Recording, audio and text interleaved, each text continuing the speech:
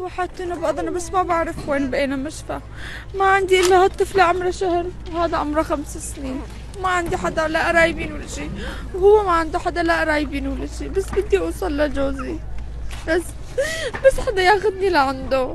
ما عندي حدا غير الله، ولو ما هالعالم عم يساعدوني ما حدا عم يساعدني. وين عم تناموا مع هالصغار؟ هون لو ما هالزلمه وفي كذا واحد عم يساعدني ما حدا عم يطلع علينا تدفئة كل شيء. والله العظيم انا ما عندي غير الطفلين. لحظة، بنايتك شو وضعها؟ بنايتي رايحانيك راحت. انا بدي بس اوصل لجوزي، ما بدي شيء. شو آخر خبر سمعتيه عن جوزك؟ اخر شيء قالوا لي هو بأذنه بمشفى أذنه، بس وين ما بعرف.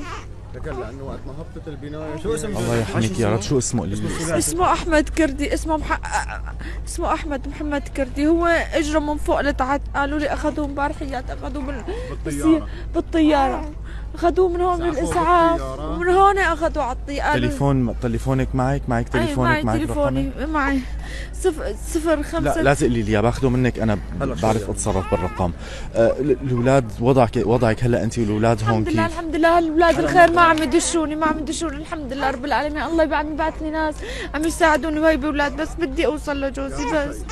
لحتى هون نحن بين بعض الاهل حرام، لحتى التراك عم يجيبوا لنا اكل صاروا خبز الحمد لله كل شيء. بس انه بس هون هلا نحن امام ازمه العلاقه بالنقل. بس بدي اوصل لجوزي. عندي طفله عمرها شهر وهذا 5 سنين. ما في غير الله وهو، بس اوصل له اني اعرف عنه بس.